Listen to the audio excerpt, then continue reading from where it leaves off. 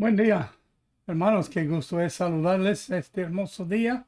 Tenemos mucho por qué tener agradecimiento para con nuestro Dios. Tenemos su salvación, tenemos su palabra, tenemos nuestro compañerismo los unos con los otros. Durante esta semana pasada tuvimos la dicha de poder no estar en el compañerismo en Tuxpan, pero tuvimos la bendición de poder ver algunos de los cultos porque estábamos atendiendo algunos asuntos médicos, pero fue una gran bendición oír la palabra de Dios de parte de los pastores en la noche.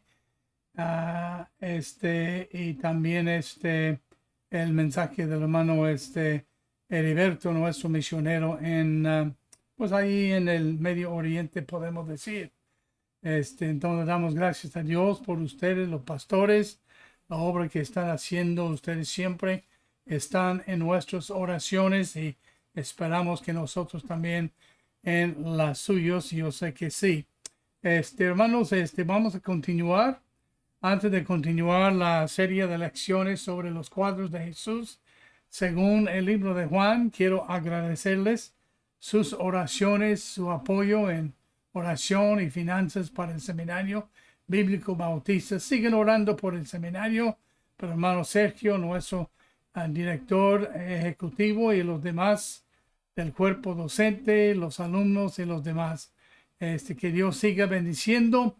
También en el mes de enero vamos a comenzar el segundo semestre. Ya estamos a punto de terminar el primer semestre, pero ya en el segundo semestre habrá oportunidad para los que hay en su iglesia que sienten el llamado de Dios y quieren prepararse para el ministerio.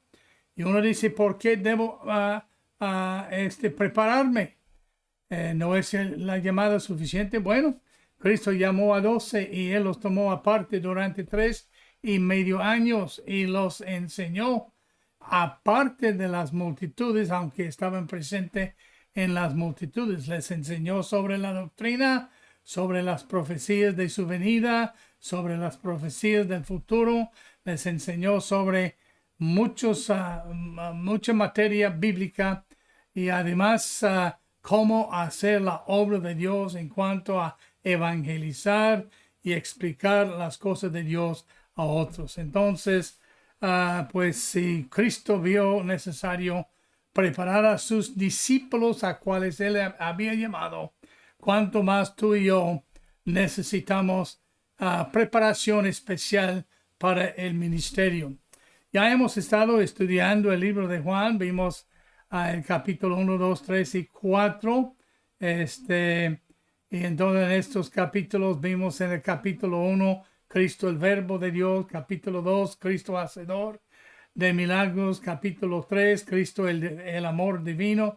Y el capítulo 4, Cristo el agua de vida. Y ahora en el capítulo 5 le vemos a Él como el Hijo de Dios. En la palabra de Dios hay dos términos aplicados a Cristo: Cristo el Hijo de Dios y Cristo el Hijo del Hombre, o Jesús el Hijo del Hombre y Jesús el Hijo del Hombre. Entonces, aunque en un sentido son iguales, no son iguales.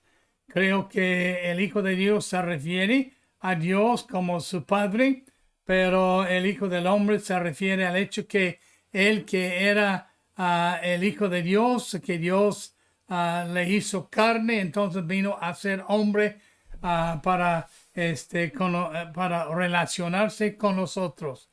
Y claro, el Hijo del Hombre se usa más frecuente que el Hijo de Dios, pero en Juan casi es exclusivo el término de Hijo de Dios, aunque encontramos en varias ocasiones, por muy pocas, referido como el Hijo del Hombre también.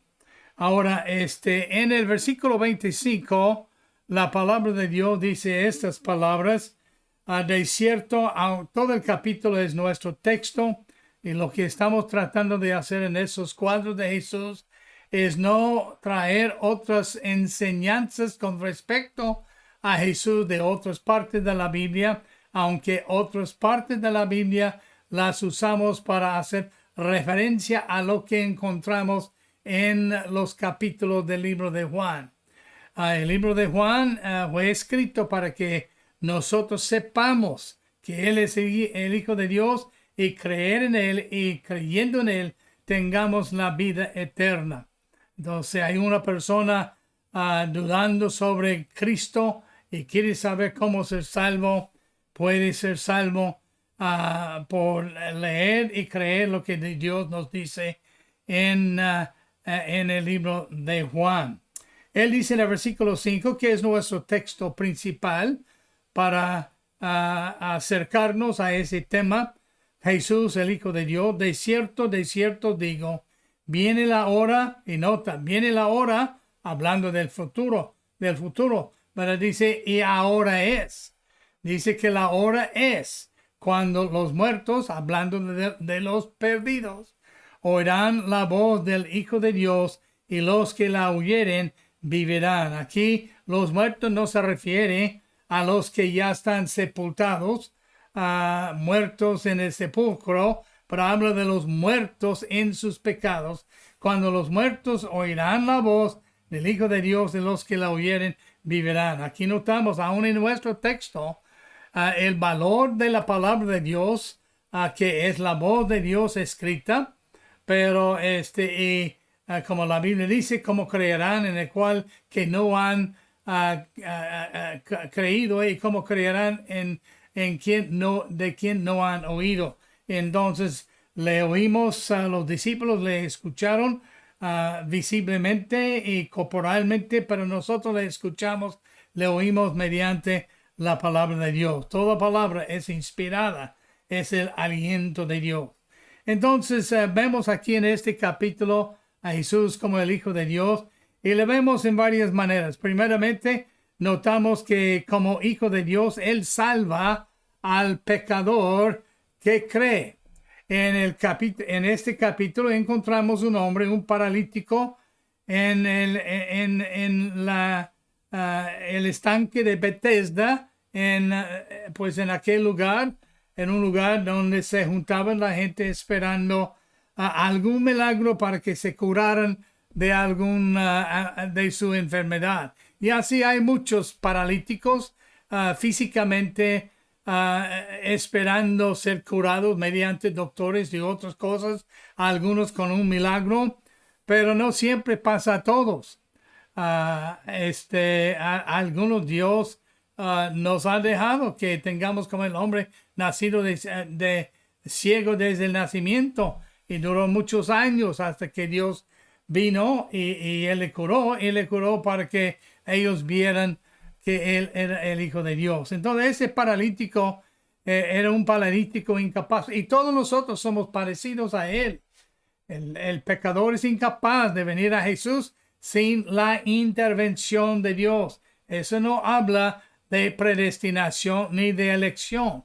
La intervención de Dios mediante su palabra, mediante el conocimiento de que hay un ser supremo y que uno quiere saber más de Él, mirando las estrellas, los cuerpos luminares en el cielo.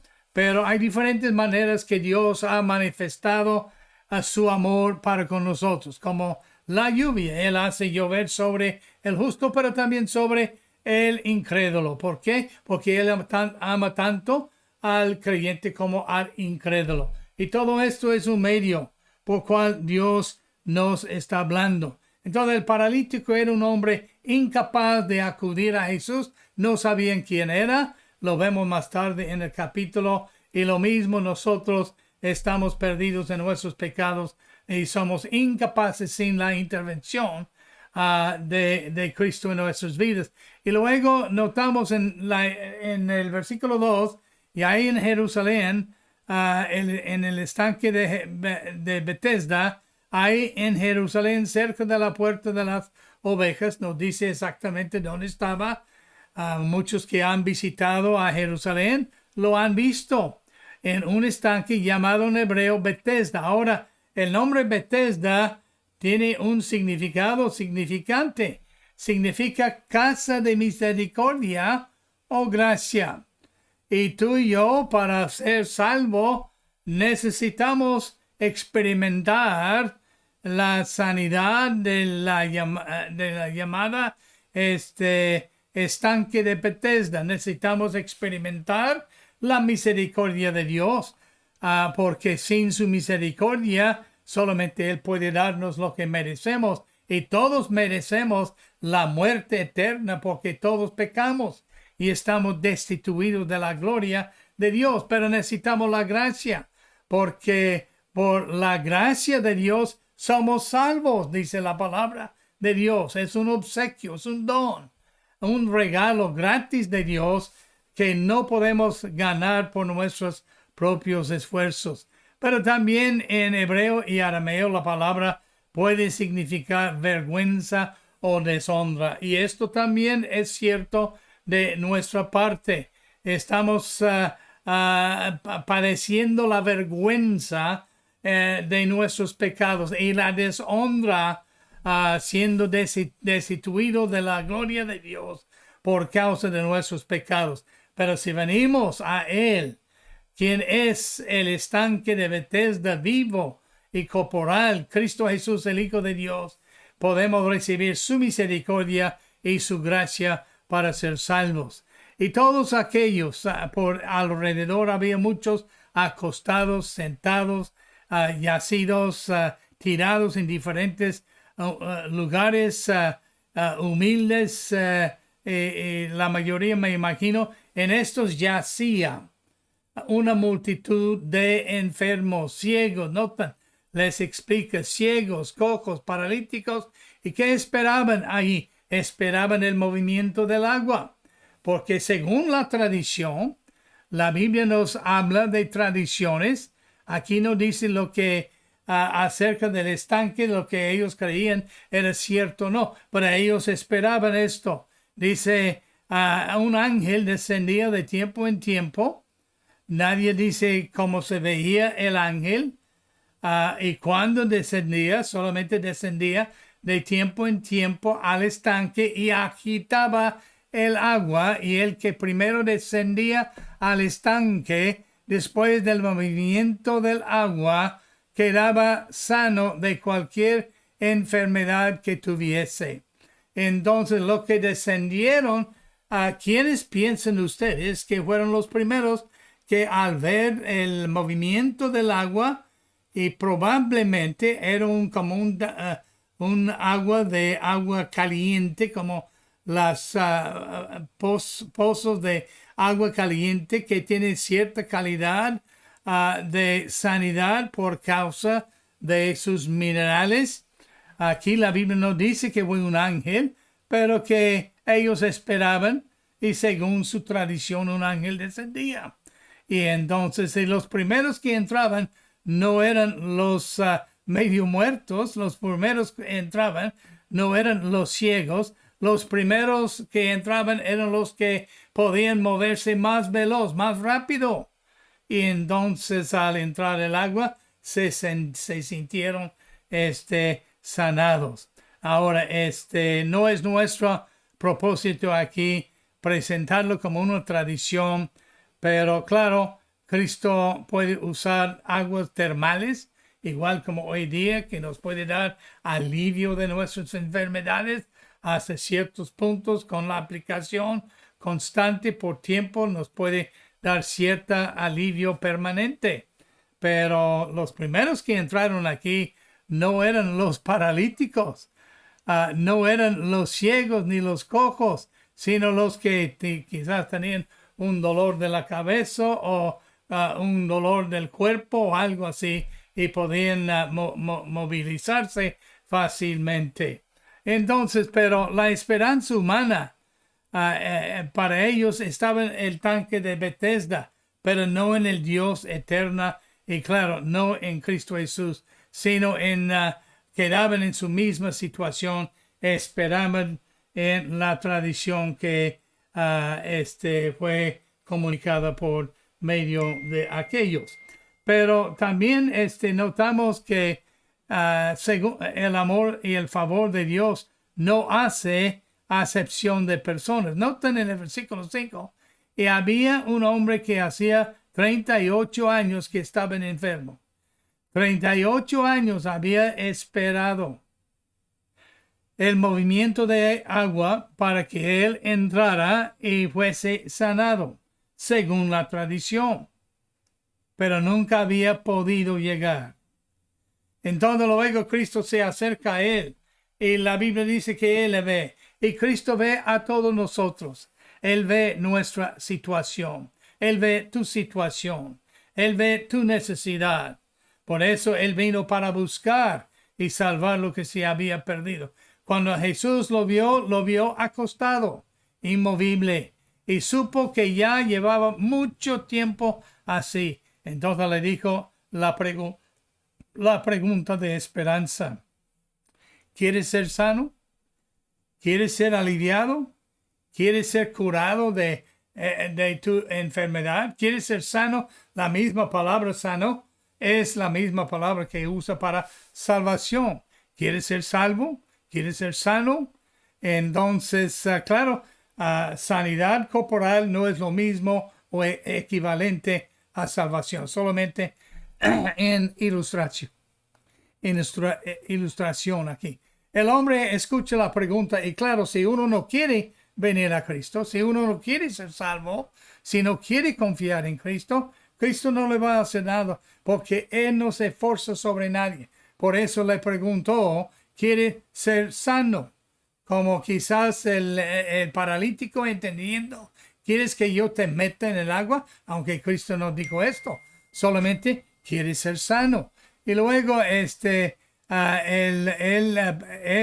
le respondió al Señor, le respondió el enfermo, no tengo quien me meta en el estanque cuando se agita el agua y entre tanto que yo voy, otro desciende antes que yo.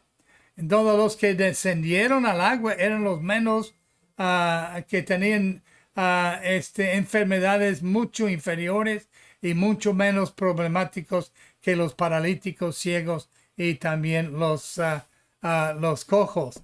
Entonces, él estaba poniendo su fe en el estanque de agua. Él estaba esperando que otros le ayudaran para que él pudiera ser salvo en este caso. Pero luego Jesús le dijo, levántate, toma tu lecho y anda. Y al instante aquel hombre fue sanado, tomó su lecho, anduvo y era día de reposo aquel día. ¿Qué es lo que le curó? Primero, él oyó la palabra y hay mucho más que diremos de esto. Claro, estoy seguro que hubo más que entró en esta conversación. Pero antes que uno puede experimentar la misericordia de Dios, tiene que oír acerca de la misericordia de Dios, la palabra de Dios. Antes de que uno puede ser salvo por la gracia, tiene que oír de la salvación por gracia. Y que la gracia es la gracia de Dios, la gracia en Cristo, no en nuestras buenas obras, no en el bautismo, no en el agua de Bethesda, no en ninguna otra cosa que tú y yo hiciéramos, sino solamente en Cristo Jesús. Cuando Cristo hizo esto, la Biblia dice y hace nota que Él lo hizo un día de reposo. Y esto levantó la ira y el desacuerdo de los fariseos y los religiosos en su día. Entonces notamos que este pobre, él venció la persecución por su fe. Ellos le prohibieron tomar su lecho y anda. Y Cristo le había dicho, él obedeció a pesar de lo que otros decían. Él obedeció a pesar de las tradiciones y la religión que él practicaba junto con los fariseos. Entonces los judíos dijeron, aquel que había sido sanado, es día de reposo, no te es lícito llevar tu lecho. Y ellos reprendían a Jesús muchas veces por eso, porque Cristo parece que mucho de lo que las obras de milagros que él hacía eran el mismo día de reposo. Y ellos eran muy religiosos, muy tradicionales, pensando que uno debe guardar la ley para ser salvo. Pero la Biblia dice que no somos salvos por medio de la ley, porque por medio de la ley viene el conocimiento del pecado. Pero él obedeció a Cristo antes que el hombre. Él les respondió, el que me sanó, él mismo me dijo, toma tu lecho y anda. Él dijo, no, yo sé que es día de reposo, yo sé que es lo que dice la ley, pero el que me sanó, y nadie, como si él hubiera dicho a ellos, como otros habían dicho, nadie podría hacer las cosas que él hace si Dios no estuviera con él. Entonces él obedeció a Cristo antes que del hombre. En el libro de Hechos vemos que los apóstoles fueron prohibidos de predicar en el nombre de Cristo después de que les habían encarcelado, creo que capítulo 4 y 5 del libro de Hechos. Entonces cuando los sacaron para indagar sobre su situación, les prohibieron de hablar en el nombre de Cristo. Y Pedro le dijo, juzgad vosotros si es justo obedecer a ustedes antes que a Dios. Pero nosotros continuaremos predicando en el nombre de Cristo Jesús, escogiendo obedecer a Él antes que a los hombres. Él no entendía cómo él había sido sanado. Entonces le preguntaron en el versículo 12, ¿quién es el que te dijo, toma tu lecho y anda? Y él que había sido sanado no sabía quién fuese, porque Jesús se había apartado de la gente que estaba en aquel lugar. Muchos dicen, si tú no sabes esto, si tú no sabes aquel, si no tú entiendes esto, no entiendes aquel, si no entiendes todo relacionado con el evangelio y no te humillaste a lo más bajo y lloraste y clamaste y rogaste a Dios por la misericordia, no eres salvo. Este hombre ni entendía quién fuese que le había sanado, pero él creyó en él como Dios mismo, aunque no entendía. Pero ahora él entiende porque él había estado en esa situación, según el versículo 14. Después le halló a Jesús en el templo, le dijo, mira, has sido sanado, no peques más para que no te venga otra cosa peor. Creo que la computadora erradicó algunas palabras, para que no te venga alguna cosa peor. Entonces el hombre era cojo por algún pecado o algún delito que él había hecho, a lo mejor por medio de un accidente haciendo algo indebido, como un israelita, un adherente de la ley, y entonces a consecuencia quedó paralizado. Muchas veces cosas no suceden en la vida simplemente porque no estamos andando en la voluntad de Dios. El hombre que ande entre los malos, entre los que andan en cantinas y todo lo demás, no debe sorprenderle que algún día le hacen un disparo o le golpeen o le maten o algo así o le incapaciten, porque el hombre que anda en el pecado entonces va a recibir las consecuencias del pecado. Esto pasó a aquel hombre, así quedó cojo y por 38 años había estado así, hasta que Cristo, a quien él no había conocido hasta el momento que él le apareció a él, pero él aún entonces no sabía su nombre. Pero cuando Cristo dijo a esas palabras, levántate, toma tu lecho y anda, él lo hizo porque él estaba enfrentado con Dios mismo cara a cara. Y él inmediatamente en el versículo 15 notamos que él comienza a testificar de Jesús. El hombre se fue y dio aviso a los judíos que Jesús era el que le había sanado o le había salvo de su enfermedad a consecuencia del pecado. Y entonces notamos que todos en la Biblia que fueron salvos por Jesús, Cristo hizo algo por Jesús. Algunos él les dijo que no lo anunciaran, pero ellos se fueron para anunciarlo y otros se fueron para anunciarlo. Andrés conoció a Cristo, fue a buscar a Pedro, su hermano, y él le dijo, ven, hemos hallado el Mesías. Y entonces es una de las indicaciones de una verdadera fe en Cristo Jesús, que al momento de ser salvo, inmediatamente no nos avergonzamos de hablar de nuestro Salvador y queremos compartirlo con Cristo. Nunca he escuchado ninguno que ha comentado su testimonio que no rehusó a testificar y de hablar de quien le había salvado. Entonces, este hombre hubo perseguido por causa de dejar que Cristo le sanara, pero él venció la persecución obedeciendo la palabra de Dios, obedeciendo a Cristo antes del hombre, a pesar del hecho que no entendía, le obedeció y él entendió mucho más las consecuencias del pecado y comienza a testificar de Cristo. Pero luego notamos que también Cristo, el Hijo de Dios, Dios encarnado, Dios en la carne, sufrió persecución. En la palabra de Dios, la Biblia respalda esto en el libro de Filipenses.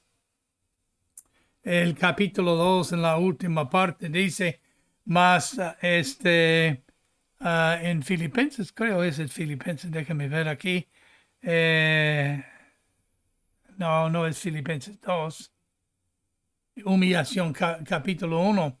Entonces dice en el capítulo 2, en los primeros versículos, él hablando de cómo nuestra actitud debe ser una actitud de ser humilde, igual como Cristo, pero debemos, no estimó el ser igual a Dios como cosa que aferrarse, sino que se despojó a sí mismo, tomando forma de siervo, hecho semejante a los hombres, y estando en la condición del hombre, se humilló a sí mismo, haciéndose obediente hasta la muerte y muerte de cruz, por lo cual Dios también le exaltó hasta lo último.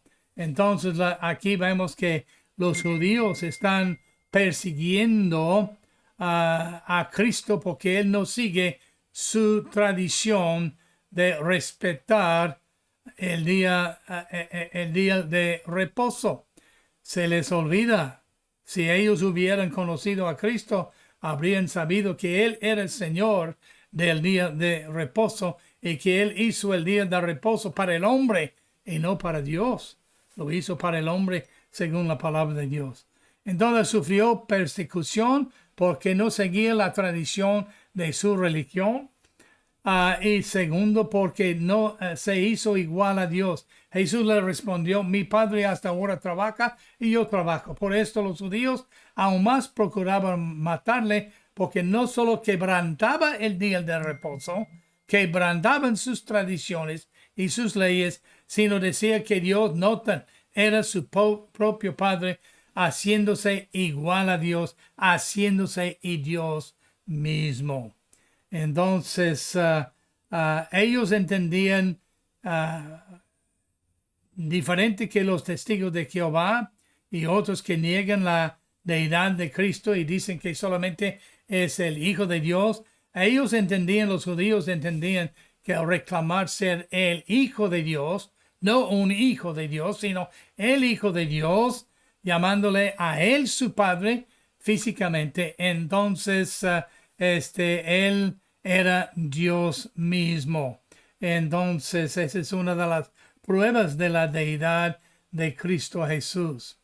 Pero también, número 3, Cristo como Hijo de Dios se presenta como Hijo de Dios o como Dios mismo. Ahora nota, el versículo 19 y 20 dice, respondió entonces Jesús y les dijo, de cierto, otra vez esta frase, de cierto, que significa, oiga, abre los oídos, el que tiene oídos, oiga, no pase por alto lo que estoy por decir. De cierto, digo, no puede el Hijo hacer nada por sí mismo, sino lo que ve hacer el Padre, porque todo lo que el Padre hace, también lo hace el Hijo igualmente. Entonces notamos aquí que esto le hace Jesús Dios mismo. Jesús es uno con Dios. Jesús no es una parte de Dios. Es Dios completo, es la esencia total de Dios, igual como el Padre es la esencia total de Dios y el Espíritu es total la esencia de Dios. Jesús es uno con Dios. Cuando Cristo lo hace, Dios lo hace. Cuando Dios lo hace, Cristo lo hace. El Espíritu Santo lo hace. Jesús es uno con Dios. Es lo que presenta este versículo. No hay distinción en cuanto a Jesús y Dios y el Espíritu Santo. Los tres son uno, uno con Dios. Como la Biblia dice en Juan 14, versículo 9, de esta manera yo y el Padre uno somos. Y luego en Juan capítulo 10, 24 a 28, otra vez, yo y el Padre, el que me ha visto a mí, ha visto al Padre, según Juan 14, versículo 9, y el capítulo 10 de Juan 28, yo creo, dice el que yo y el Padre uno somos. Estamos en la mano del Padre, así estamos seguros en Él. Y luego Él dice, yo y el Padre uno somos, porque el Hijo no es independiente del Padre. Entonces, por eso Cristo sintió el desamparo de Dios en la cruz como Hijo en su ser humano, aunque Dios no dejó a Cristo Jesús en ese sentido, es como el Padre y como Dios mismo. Entonces, Él sufre persecución. Y como el Hijo de Dios, Él es uno con Dios. Pero como el Hijo de Dios, Él da vida. Versículo 21, porque como el Padre levanta a los muertos, Él les da vida. Hablando de los incrédulos, hablando de los pecadores, los levanta y vienen a Él y les da vida. Así también el Hijo a los que quiere da vida. ¿Y a quién quiere dar vida? A todos. Él no quiere que ninguno perezca, sino que todos vengan al conocimiento de la verdad. Y entonces, ¿y quiénes son los que Él da vida? A los que vienen a Él, a los que creen en Él, según el capítulo 6, versículo 38. Porque el Padre a nadie juzga, sino que todo el juicio dio al Hijo, para que todos los honren al Hijo como honran al Padre. Aquí vemos que Cristo es Dios. Dios es Cristo. Como el Padre da vida, Cristo da vida. El que honra al Hijo, el que no honra al Hijo, no honra al Padre que le envió. Es decir, el que honra al Hijo, honra al Padre. Primera de Juan nos respalda en esto. Entonces, como el Hijo de Dios, Él da vida, pero no vida cualquier. Todos tenemos vida porque Él nos la dio. Cuando Él creó a Adán en el huerto de Edén, tomó un poco de polvo en la palma de su mano y la masticó en sus manos y la formó. Y luego la Biblia dice y formó el cuerpo de Adán. ¿Cómo le creó? No le creó como un bebé, lo creó como un ser total. Uno dice, requiere mucha tierra. Ese no es problema para un Dios omnipotente que hace todo. Entonces, lo que Él tiene en la mano basta, porque Él tiene manos grandes. En este caso, su mano puede acoger todo el mundo, puede ocupar todo ser humano que la recibe como su Salvador. Pero le da vida.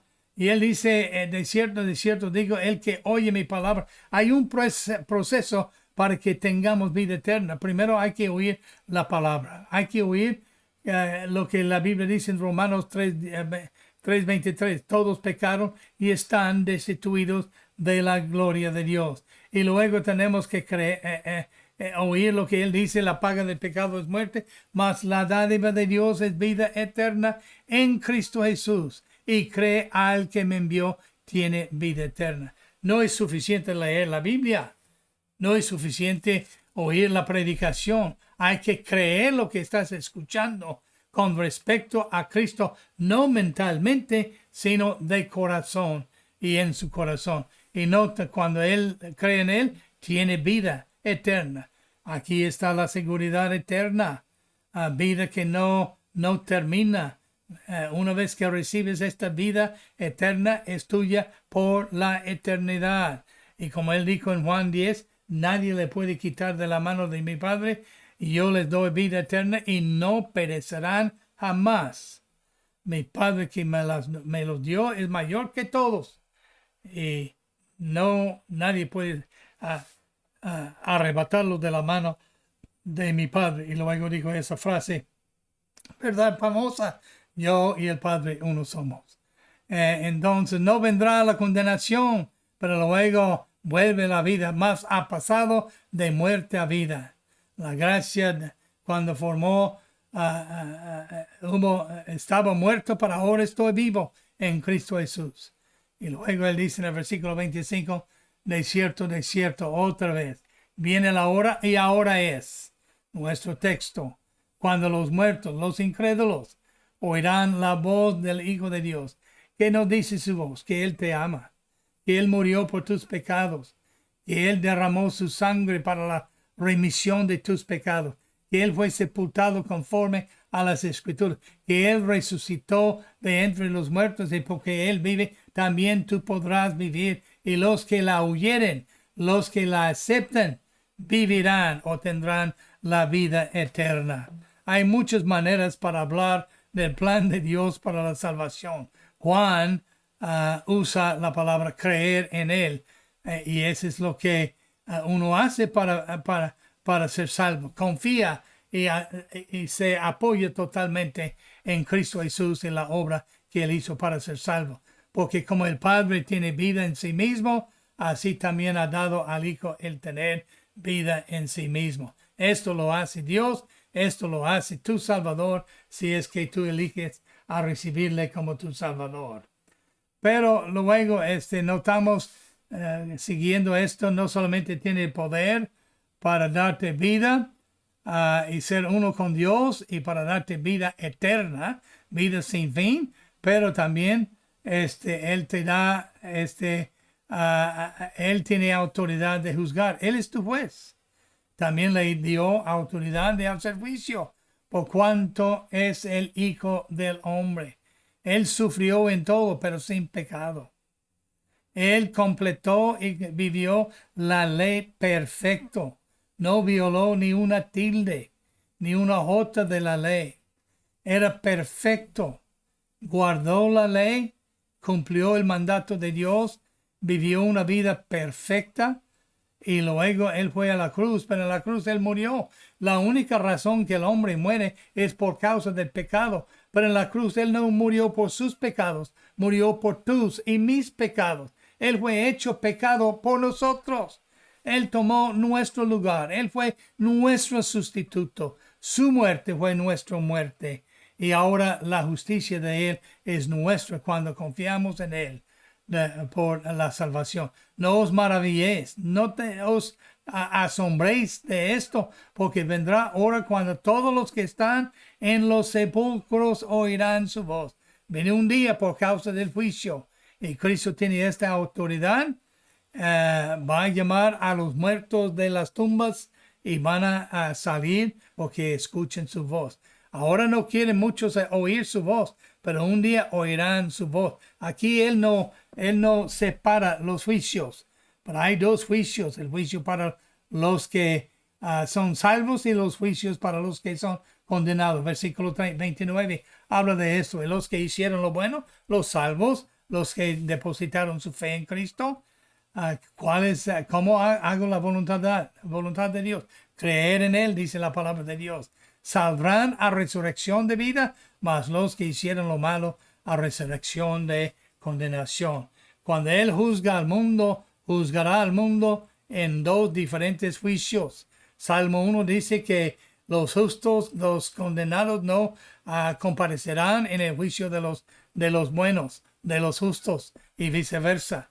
Entonces ahora Él habla de una resurrección de vida. Ese es para los creyentes, explicado en 1 Corintios capítulo 3. Y también la resurrección de condenación en Apocalipsis capítulo 20, cuando la muerte, el Hades y los vivos, los muertos fueron de pie ante Dios para recibir su condenación eterna. Él dice en el versículo 30, no puedo yo hacer nada por mí mismo.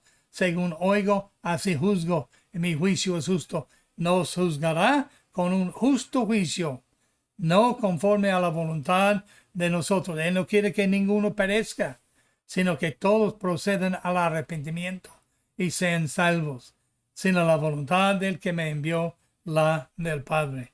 Y entonces luego él presentándose como hijo de Dios, el mundo en aquel entonces entendía que él era reclamando ser Dios mismo por testimonio verdadero. Y si yo doy testimonio acerca de mí mismo, mi testimonio no es verdadero. Otro es el que da testimonio acerca de mí, y sé que el testimonio que da de mí es verdadero. Entonces, al presentarse como hijo de Dios, él presentó testimonio, un testimonio verdadero, no su propio testimonio, no el hecho que él decía, yo soy el que soy, sino él dio un testimonio mayor. Él no espera que hay muchos que dicen, yo no puedo creer porque nadie ha testimonio acerca de Jesús. No tiene los ojos abiertos, no estás escuchando a lo que él dice mediante la creación, mediante todo lo que hay en el mundo, mediante el orden que hay. Pero en aquel día él mandó a Juan como un testimonio, que era una antorcha que ardía, alumbraba, en el versículo 35, en cuales muchos de los israelitas se regocijaban escuchando la noticia que el Mesías vendría. Y entonces en el versículo 33, vosotros enviaste mensajeros a Juan y él dio testimonio de la verdad. La verdad es que tu palabra, oh Dios, es verdad. Él es la palabra de Dios. Pero la verdad es que Cristo dijo, yo soy la verdad. Juan 14, versículo 6. Él dio testimonio de la verdad de Cristo. Cuando él vio a Cristo por primera vez, acercándose, y la vez cuando él le bautizó, él dijo, he aquí, es como desierto, desierto, he aquí el Cordero de Dios, el sacrificio de Dios, por cual él absuelve, él perdona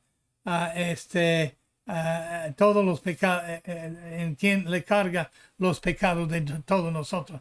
El testimonio de Juan testifica que él es nuestro Salvador, que murió por nuestros pecados, pero también el testimonio de sus obras. Mas yo tengo mayor testimonio que el de Juan. Juan era un profeta de Dios. Él dice, yo tengo un mayor testimonio que Juan, diciendo que yo soy la verdad. Él dice, yo las obras de que el Padre me dio para que cumpliese, las mismas obras que yo hago dan testimonio de mí. Noten lo que él dice en el libro de Juan, el capítulo 21, cuando él dice estas palabras en la última versículo, el último versículo, versículo 25, y hay también otras muchas cosas que hizo Jesús, las cuales si se escribieran uno por uno, hablando de sus obras, sus milagros, sus palabras, pienso que ni aún en el mundo cabrían los libros que habrían de escribir. Y en el capítulo 20, en los versículos 30, versículo 30 y 31, él dice, hizo además Jesús muchas otras señales en presencia de sus discípulos, las cuales no están escritas en este libro, pero estas se han escrito para que creáis que Jesús es el Cristo, el Hijo de Dios, y para que creyendo tengáis vida en su nombre. Y sabe que ningún ser humano, ateo o lo que sea, científico o quien quiera que sea, educado o no educado, tiene excusa delante de Dios. Él hizo muchas obras de cual Juan escribe, y ellos fueron escritos para que creáis Jesús es el Cristo, y para que creyendo tengáis vida en su nombre. ¿A poco no puedes creer que nadie puede hacer las cosas que se escriben de él a menos que él sea Dios o Dios con él, Dios en este mundo. Entonces solamente un necio ha dicho en su corazón, no hay Dios, que Dios no puede hacer esto. Entonces el testimonio del Padre también es un testimonio, no solamente sus obras, el testimonio del Padre. 3 veces él dijo, este es mi Hijo amado, oiga a él. También el Padre que me envió ha dado testimonio de mí. Ustedes no han oído su voz, ustedes no han visto su aspecto, ni tenéis su palabra morando en vosotros, porque a quien él envió, vosotros no creéis. ¿Cómo es que él dio testimonio el Padre, enviando a Cristo Jesús? Porque de tal manera, testimonio de su amor, amó Dios al mundo que dio a su Hijo unigénito. Él que no conoció pecado, hablando de Cristo, fue hecho pecado, amándote aún en tus pecados, que él murió y pagó la deuda de tus pecados. Y el hecho que él te acepta tal como tú eres, aquí yo estoy a la puerta y llamo, si alguno oye mi voz y abre la puerta, entraré a él, cenaré con él y él conmigo. Entonces tenemos el testimonio de sus obras, tenemos el testimonio de Juan, tenemos el testimonio del Padre, que él es el Cristo, el Mesías, el que murió por nuestros pecados. Tenemos el testimonio de la Escritura. En el versículo 39, él dice, escudriñad las Escrituras, porque a vosotros os parece que en ellas tenéis la vida eterna. Pero vida eterna no está en las Escrituras. Las Escrituras dan testimonio de Cristo y ellos son las que dan testimonio de mí. Estas Escrituras nos dicen que Cristo, Dios, amó al mundo tanto que él envió a su Hijo unigénito, para que todo aquel que en él cree no se pierda, mas tenga vida eterna. En las Escrituras testifican a que él murió, él fue sepultado y él resucitó de entre los muertos para salvarnos de nuestros pecados. Y él dice, porque yo vivo, vosotros viviréis también. Y no queréis venir a mí. ¿Por qué no viene la gente a él? ¿Por qué la gente no quiere ser salvo? Primero, han rechazado el testimonio del Padre, de Juan, de las obras de él y de Cristo, y han rechazado el testimonio de las Escrituras. Y entonces el amor de Dios no mora en ellos. Y yo he venido en nombre de mi Padre y no me recibes. Si otro viniera en su propio nombre, a él recibiréis. ¿Cómo podéis vosotros creer? Pues recibís gloria los unos de los otros y no buscáis la gloria del que viene, que viene del Dios único. La Biblia dice en Juan capítulo 14, capítulo 1, versículo 11, a los suyos vino, pero los suyos no la recibieron, mas a todos los que la recibieron les dio potestad de ser hijos, hechos hijos de Dios. Entonces, amigo mío, si estás escuchando este mensaje y tú no tienes la seguridad que vas al cielo cuando tú mueras, porque si vas a morir, está establecido para el hombre que muera una sola vez. Después de esto, el juicio. Todos estamos destinados a causa del pecado de Adán a morir. Y al morir vamos a ser juzgados. Pero tenemos que, dos clases de gente va a morir. Gente creyente o gente incrédula. Si no, todavía no has creído en Cristo como tu único Salvador, como quien murió por ti en la cruz y cargó tus pecados en su cuerpo sobre el madero y derramó su sangre por la remisión de tus pecados. Le has dicho, Señor, abro mi corazón, entra a mí, sé mi Salvador. Yo creo lo que la Biblia dice acerca de ti y te recibo como mi Salvador. Si nunca has hecho, yo te invito a que lo hagas hoy. Y por último, y con esto termino, tenemos el testimonio de Moisés. Muchos piensan que uno debe guardar la ley. No penséis que yo voy a acusarlos delante del Padre. Hay quien os acusa. Moisés, en quien tenéis vuestra esperanza. Porque si creyeseis a Moisés, me creeréis a mí, porque de mí escribió él. Pero si no creéis a sus escritos, ¿cómo creeréis a mis palabras? En aquel día tú vas a ser, si no conoces a Cristo, acusado por Moisés, acusado por la Escritura, acusado por el testimonio del Padre, el testimonio de las obras de Cristo, el testimonio de Juan, el testimonio de la verdad, en el versículo 31. Y entonces moriréis en tus pecados eternamente, si no lo recibís. Yo te invito a que lo hagas hoy. Es muy fácil.